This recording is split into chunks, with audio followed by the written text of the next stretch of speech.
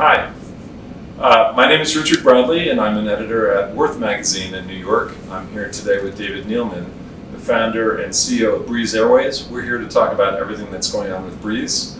Tell us a little bit, for people who don't know the story of Breeze Airways and how you started it. Actually, it's about a year and a half is all. We started last May. I started with this idea during COVID, which was a challenge. Well, lots changed in the 20 plus years since I started JetBlue. Now it's a technology company that just happens to fly airplanes. In those years, ensuing years after JetBlue, apps became popular, and Amazon and Uber and Airbnb and all the things you can do on your app. So we wanted to create an airline that you could do everything on your app. And then if you couldn't, you could just message us and we'd get right back to you and take care of everything. So we're more efficient, we can charge lower fares. We have nicer and nicest class. And so if you buy the nicest class, we bundle everything together. So it's just a unique airline, and people love flying it. Our customer score is as high as I've ever seen before. And you'll always find a tremendously low fare on us. If it happens to spike up a little bit, just check another week and you'll find a really good fare. Yeah, I check the Breeze app pretty regularly, and I see fares for $50, $70, that kind of thing, where you think that's almost a typo. Yeah. But it's not.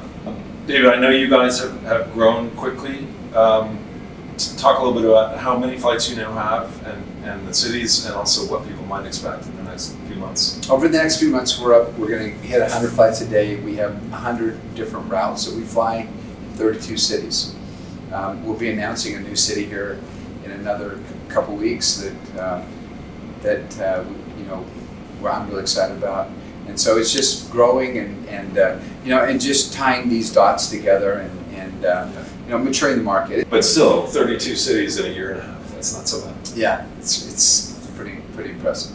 David, what brings you to White Plains Airport today? Well, this is a great little airport, and we are going to introduce tomorrow the first ever non-stops from this airport, Westchester County Airport, to LAX. I lived here for 21 years. This is such a convenient airport.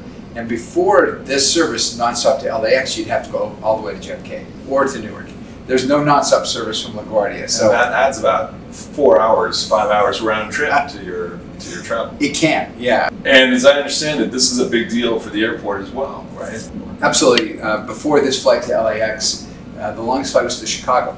And for people who don't know this area, there are lots of business people here, finance executives. There's actually a film and theater community here. So travel to Los Angeles is actually something that happens a lot.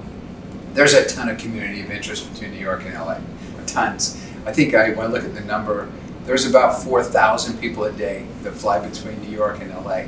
I know you can fly from here to Savannah on Breeze as well, Charleston, New Orleans, Nashville.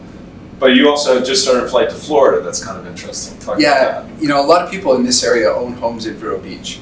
Vero Beach is about an hour and a half north of West Palm Beach, and it's an area that doesn't have an airline service. We're the only airline that will fly there from the New York area. I know that idea of flying to cities that have been underserved is kind of at the core of what Breeze has done.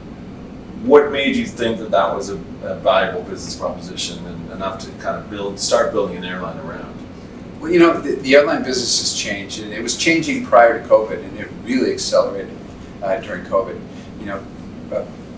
Prior to COVID, there was a pilot shortage, and costs were going up, and so the big airlines were putting bigger and bigger airplanes onto their route systems, and they were pulling out of smaller cities. And they were using the regional airlines to kind of feed their major hubs. So small cities like Huntsville, Alabama, who grew 25% over the last 10 years, but actually has a reduction of air service of 25%, really suffered. They were forcing people to drive to Nashville, for example. And so we saw this phenomenon. And then when COVID hit, about 7,000 pilots disappeared from the workforce because they were offered early retirements. And then now there's 350 regional airplanes that are parked and can't fly because of lack of pilots. So now it's accelerated that. Today, a lot of cities that just lost service altogether.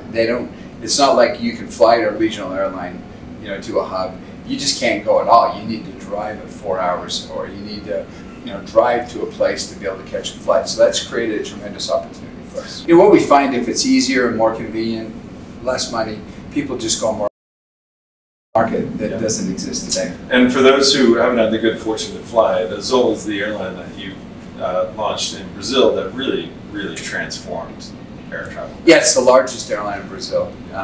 We have 1,000 flights a day to 155 cities. It's probably the most important company in Brazil over the last 12 years. It's important because we also do logistics. We take life-saving organs and vaccines and medicines all over the country to areas that never had air service before. So one of the things I love about talking with you is that this is the 5th airline you've started. You still sound as passionate, as excited as I imagine you were with the first. Absolutely. I didn't have to do Breeze, didn't really have to do Azul, but when you change lives and you have people that are working for you that can say this is the best job I've ever had, watching people build something that's meaningful and helps other people it's the kind of thrill that keeps me going. Congratulations, and thanks for taking a few minutes to chat today. Thank you. Okay, thank you.